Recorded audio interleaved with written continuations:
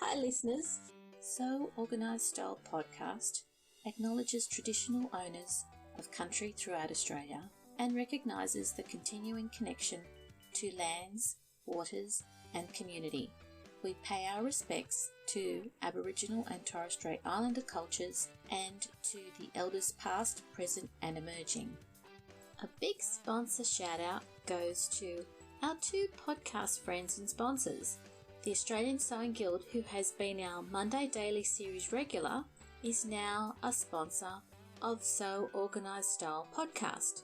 Go to ozsew.org to check out the online workshops, sew-alongs, skills library and more.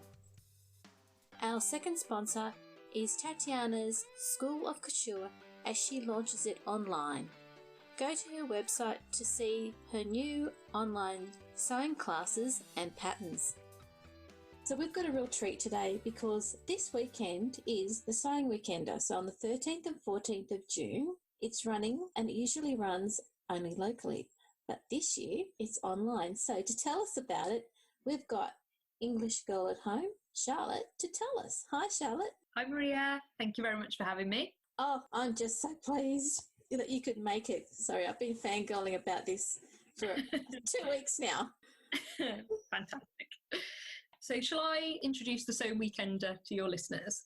Yes, please. I'm one of the organisers of the Sewing Weekender, along with Kate and Rachel from the Foldline. And this year's our 5th year running the event. But normally it's an in-person sewing holiday in the UK. And it takes place in previous years in Cambridge. And we host it at one of the colleges that make up Cambridge University. And it's actually called Murray Edwards, and it was formed as a women's college. And it's still predominantly a female college. But when we host the Weekender, it's pretty much empty and we take it over for a weekend.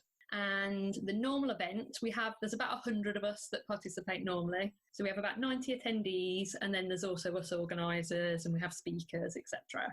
And so there's about 100 of us into, they're relatively large for sewing rooms, but, it's only in 2 rooms. So clearly that was not going to be possible this year. Yes. And initially we thought, well, we'll have to miss a year and we'll see what happens next year if things are more back to normal, as it were. And then we thought, actually, why not do it online instead? And I think it was partly to provide, hopefully, a positive distraction for people who are obviously still mostly at home. And even those of us who are now able to get out a bit more, there's still not a lot of events happening.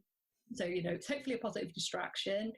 And our other real reason is that we thought it would be an opportunity to raise money for a couple of the charities who've been supporting the coronavirus response here in the UK. So all of the profits from the event, so basically everything except the fees that we have to pay, is going to be donated to 2 charities. And they're UK-based charities, but it's NHS charities together who support our staff and patients in the National Health Service, and Mind, who are a mental health charity.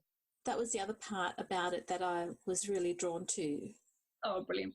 Yeah. And I should say as well that the only reason we're able to donate all the money to charities because all of our contributors, well, partly because people have purchased tickets and supported it, but also because all of our contributors have given their time for free. So obviously a massive thank you to everyone who's done that as well.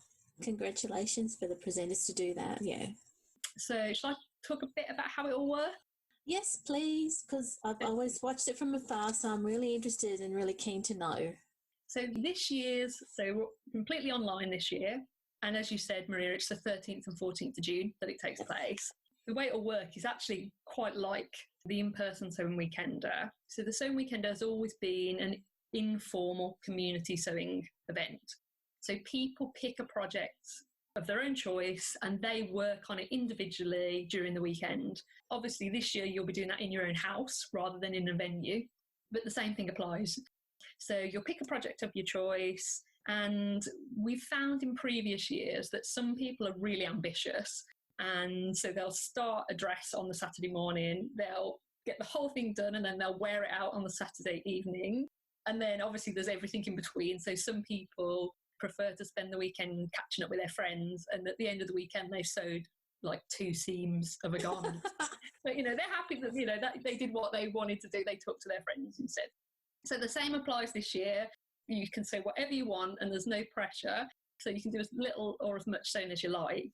What it's really about is that hopefully you can find a bit of time for yourself to do some sewing over that weekend is the aim. And then alongside the sewing that you'll hopefully be able to do, we've prepared a schedule of video content over that weekend. What that will look like, so the full schedule should have been released by the time this podcast goes live, so people can go and have a look at who is involved. So there's going to be kind of hello messages from bloggers and from indie businesses. We'll have some longer talks, and we'll also have a couple of online classes. And then that content, most of it's going to be hosted on YouTube. And the way that we're planning to release it over the weekend is that we'll release it in batches. So on the Saturday morning here in the UK, we'll release a batch of videos, and then we'll do the same Saturday afternoon, and then again on Sunday morning. So hopefully that helps a bit with different time zones. So, there's not a video at 10 a.m. and a video at 11. We'll release a batch that you can, watch those you're interested in. And then that content, it will all be available throughout the weekend. And most of that content will stay available permanently. There's the odd thing that because of the fact that that creator, normally teaches that content and they're paid to do so, etc., we have to take the content down after, but most will stay permanently for attendees. So hopefully everyone will get a chance to watch everything they're interested in. The content that is time limited will obviously highlight so that you can at least prioritise. Great. And there will be the odd live event, which will be more difficult in terms of different time zones, but that's absolutely going to be the minority. So most content, it's pre-recorded and it's there for everyone to watch when they get an opportunity over the weekend or beyond is the idea. Wow. Now I'm trying to think of setting my alarm clock for some of the live pieces and sitting there in my PJs. Sorry. We'll do our best to pick those suitable times in. I should say, actually, so obviously one of the positives of not being in person this year, well, one, it's that we don't have to cap numbers, which is fantastic, because we always get people who are disappointed that they're not able to get a ticket, but we can't cope, basically, with bigger numbers. When it's in person, it just gets too much. And also, it's more accessible as well, and also, obviously, it's international, which has been great. And I've been having a quick nose, actually. So I should say that at this point, we've got over 600 tickets sold. So there's over 600 people joining in, which is amazing. And people could opt to let us know where they were joining from. It's not compulsory. Yeah. Over 100 people have let us know that they're joining from outside the UK, which is amazing. 600? Yeah, over 600 at the moment registered. There is no way you could have had 600 on site unless you had more than one college. No way. And me, Kate and Rachel wouldn't be able to cope with the organising goodie bags and things. So no, it's brilliant. You'd need a whole team of us helping you out. Yeah. Fantastic. And so what I haven't said actually is that to access that video content, people do need to buy a ticket. We've tried to make it affordable, so it's roughly the price of a sewing pattern is how we're thinking about it. So hopefully people don't find that off-putting, and as we've said, all the money is going to charity, apart from the fee on the ticket, which we can't help, obviously. Yeah. And the other bonus, so obviously if you purchase a ticket, you'll get access to all the video content, and then the other thing you'll get for your money is that we also are doing a digital goodie bag. At the in-person sewing weekend, as the goodie bag is quite a big deal. People really look forward to their goodie bag. So we've done a digital equivalent this year, which is emailed to all attendees, and it's a load of discount codes from sewing businesses. You've covered just about everything. Hopefully. I'm sure we'll see something. And we don't even have to pack our gear and make sure we've got everything because it's in our stashes. Yeah, well, normally, so for the in-person event, Kate sends out a reminder just before that, it says, make sure you've remembered your hairdryer and your scissors and your pins. But yeah, you don't need to worry about that this year. Yeah. And also, one of the pluses for me is that normally, because we have lots of goodie bag supplies and we also take ironing boards and irons and things to Cambridge, I normally hire a van and then I'm off down to Cambridge in this van. So I'm quite pleased that I don't have to hire a van this year. That's really good. Yeah, I know. Whenever I've gone on sewing weekends, you've got to take all your gear and a sewing board and an iron. And who's going to take a mirror? Yeah. Extension cords, and don't have to worry about that this time. No, your own nice home room with all your equipment. And you don't even have to worry about having dietary requirements of people either. Yeah, Yeah, you can have a nicer lunch, and you know where the toilets are, and there's no queue. No queue. That sounds really good. Oh, sorry. I was excited. I'm even more excited. It sounds just wonderful. And obviously, at least, you've got 600 people who are just as excited and are going. Yeah, we have. Yeah. Oh, and I should say, so obviously before the weekend and during the weekend, you can obviously share your progress with us. And we use the hashtag #SewingWeekender. So, let us know what you're sewing on Instagram or wherever you normally share. We'd love to see what people are making and how they're getting on and if they're enjoying the videos. You only have to say #SewingWeekender. You don't have to say #SewingWeekender 2020. No, we're just going with Sewing Weekender. Okay. Pure and simple. I do have a question. Yeah.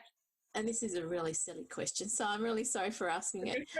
On the page, you've got the everybody who's there photo for 2019. Yeah. What are we going to do for 2020? Oh, that's true, actually. We haven't thought about that yet. Do some thinking behind the scenes about that. Yeah, a group photo would be, especially, with such a bigger group and an international group, we definitely need a group photo. We'll give it some thought in the next week. That's right. We will give it some more thought. My level of excitement has just gone through the roof. It was through the roof anyway. So, Charlotte, thank you so much for walking us through what's happening with the Sewing Weekender 2020 this year. No, thank you very much, Marie, and looking forward to it. So, listeners, if you don't already know about the Sewing Weekender, because I've gone on about it for so long, go to thefoldline.com. And the place to go to is the online Sewing Weekender 2020, and you'll find everything there, including the video that Kate has put up there to give you a taste of what it's all about and a little bit more information this week. Have a nice day, everyone. Brilliant. Thank you, Maria. This episode of Sew Organised Style podcast was produced by me, Maria Theoharis, sound by bensound.com. Sew Organised Style, spelt with an S, not a Z, is available on our website, seworganisedstylepodcast.com, with all the links to this podcast. You can also subscribe to our podcast on Apple, iTunes, Google Play, Stitcher, Spotify, iHeartRadio, Castbox, and Libsyn, our podcast platform. Subscribe to our podcast to catch up on our earlier episodes and tell your friends about us. We look forward to joining you in your sewing room next time. Stay safe, everyone.